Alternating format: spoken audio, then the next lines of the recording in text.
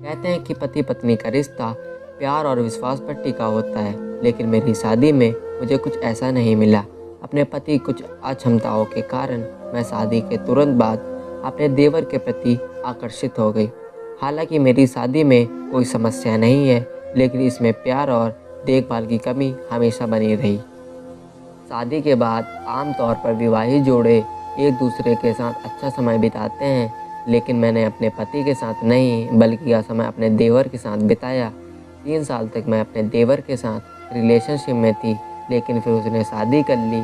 शादी के बाद हमारे बीच चीज़ें खराब होने लगी। मैं उसके प्रति वफादार हूँ, लेकिन अब वह मुझसे ज़्यादा अपनी पत्नी के साथ समय बिताता है। अपने रिश्ते के बारे में वह मुझसे झूठ बोलता है। वह कहता है कि वह केवल मुझसे प्यार करता है, अपनी पत्नी को पसंद नहीं करता है। अपनी शादी की वजह से वह मुझे ज़्यादा समय नहीं दे रहा है। इस वजह से हमारे बीच झगड़े भी काफ़ी हो रहे हैं। जब भी मैं इस रिश्ते को ख़त्म करने का फ़ैसला करती हूँ तो मेरा देवर चीज़ों को सही करने की कोशिश करने लगता है।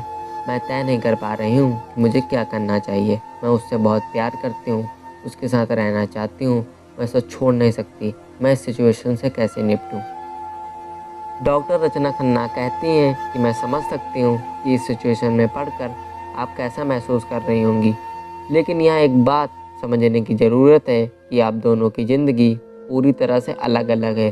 आपके बीच न केवल देवर भाभी का रिश्ता है, बल्कि आप दोनों ही अपने जीवन साथी के साथ अपनी शादी को निभाने के लिए बाध्य भी हैं। अब आपके देवर की शादी हो गई है, ऐसे में इस रिश्ते को पहले जैसा रखना न केवल आप दोनों के लिए कठिन होगा, बल्कि इसके परिणाम भी विनाशकारी हो सकते हैं। अगर आप दोनों इस रिश्ते के साथ आगे बढ़ते हैं तो इसकी कीमत पूरे परिवार को चुकानी पड़ेगी।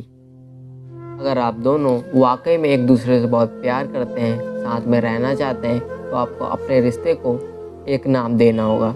अगर आप दोनों पूरी तरह से एक दूसरे के प्यार में पागल हैं तो अपने लिए एक स्टैंड ले सकते हैं। इस बात में कोई शक नहीं है कि आप दोनों के साथ में होने की खबर से पूरे घर में एक बड़ा तूफान आ सकता है। इसके कुछ बड़े घातक परिणाम भी हो सकते हैं, लेकिन अगर आपको लगता है कि आप दोनों साथ में पहले से ज़्यादा खुश रहेंगे तो आपको अपने लिए यह कदम उठाना होगा। वैसे तो प्यार करना कोई गुनाह नहीं, लेकिन आपको समझना होगा कि आप दोनों के बीच रिश्ता किस प्रकार का है। आप गलत हैं या सही, इसका निर्णय केवल आपको ही करना होगा। कानून, सामाजिक मान्यताओं और परिवार को ध्यान में रखकर आप खुद से पूछें कि आपके रिश्ते को किस तरह से जज किया जा सकता है। ऐसा इसलिए क्योंकि इस तरह के संबंधों में प्यार से ज़्यादा धोखा नज़र आता है। शादीशुदा होने के बाद भी किसी और के साथ शारीरिक संबंध बनाना बिल्कुल भी सही नहीं है। ऐसा करने से आप दोनों ही दुनिया वालों की नज़रों में झूठे धोखेबाज साबित हो सकते हैं। शायद इस एक गलती की वजह से आपको अकेला भी रहना पड़ जाए।